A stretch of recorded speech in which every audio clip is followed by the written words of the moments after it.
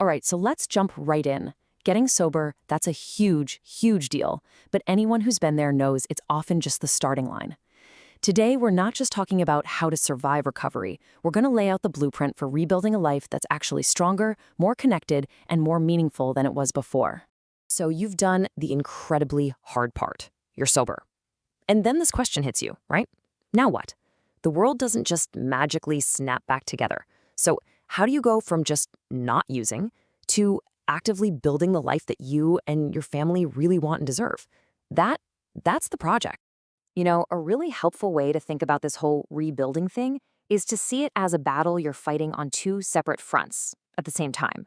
It's not just one big problem, it's two distinct challenges that need their own game plans, and figuring that out is absolutely key. And here they are. On one side, you've got the internal battle. That's all the stuff going on in your own head, the triggers, the cravings that just pop up out of nowhere and feel like they could knock you over. Then there's the external battle. That's about repairing the very real damage done to trust, to your relationships, especially with your family. You gotta have a plan for both. Okay, let's start with that internal fight. When a trigger hits, you can't rely on willpower or inspiration. You need a pre-planned, almost automatic protocol, a playbook. It's about having concrete steps to take to get you through those first few critical minutes. This is your emergency toolkit. And one of the core skills in that toolkit is something called urge surfing. This is a game changer.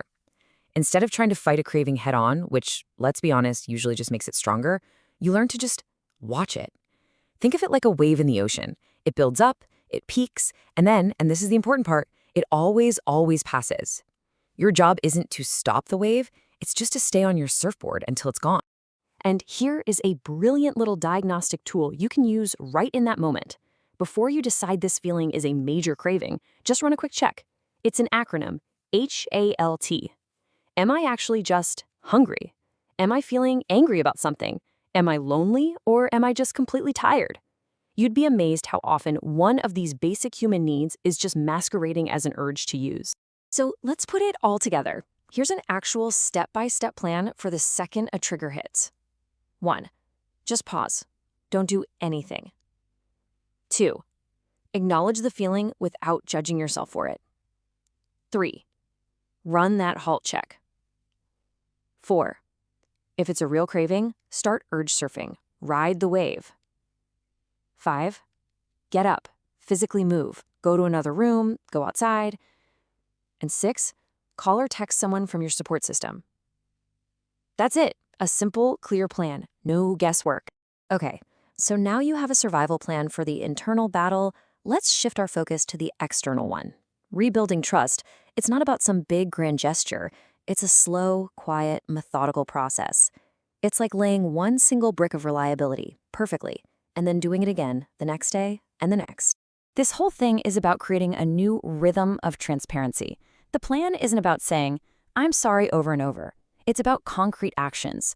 Things like having a weekly no-drama check-in about the finances, or sharing your phone location and calendar openly, or just consistently being where you say you're going to be. These actions become the proof that things are actually different now. And this right here, this gets to the absolute core of it all. After trust has been broken, words and promises can feel pretty cheap, right? Real, lasting repair isn't built on what you say you'll do. It's built on a new, predictable pattern of behavior. It's the consistency, day after day, that does the real healing. Now, let's talk for a second about the kids. What in the world does this number have to do with being a dad in the middle of all this? Well, it represents one of the simplest but most powerful tools you have for reconnecting. And here it is. We'll call it the fatherhood anchor. It's just 10 minutes. 10 minutes of focused, one-on-one time with each of your kids, every single day. No phones, no TV in the background, zero distractions. Just you, fully present with them. This small, simple ritual becomes a powerful, predictable anchor of safety for them, especially if their world has felt a little chaotic. So, we've covered the how. We've talked about protocols and plans. But now I want to zoom out and talk about the why. Because this next idea, it has the power to completely change how you see your past, to shift it from being a source of shame to, believe it or not, a source of strength. Just Think about that for a second. We're all taught to hide our flaws, right? To pretend we were never broken. But what if? What if the breaking and the careful repairing that comes after is actually what gives something its deepest value, its truest beauty? And this is a perfect illustration of that idea. It's a Japanese art form called kintsugi. When a piece of pottery shatters, they don't just glue it back together or throw it away. No, they meticulously reassemble it using a lacquer that's mixed with powdered gold. The whole philosophy is that the piece is more beautiful for having been broken. The repair isn't hidden. It's celebrated as part of the object's story. Okay, so let's make this personal. Your past, the addiction, the chaos, the mistakes, that's the break. It happened. It's a real part of your history. It's etched into the story of your life, and there's just no pretending it's not there. And your recovery, all this hard work we've been talking about, the urge surfing, the 10-minute anchors with your kids, the slow, patient rebuilding of trust, that is the gold. You are literally filling the cracks with something precious, something strong, something beautiful. You're not just fixing what was broken, you're creating something entirely new. So, we'll leave you with this to chew on. What if the most painful parts of your story aren't actually liabilities you have to hide forever?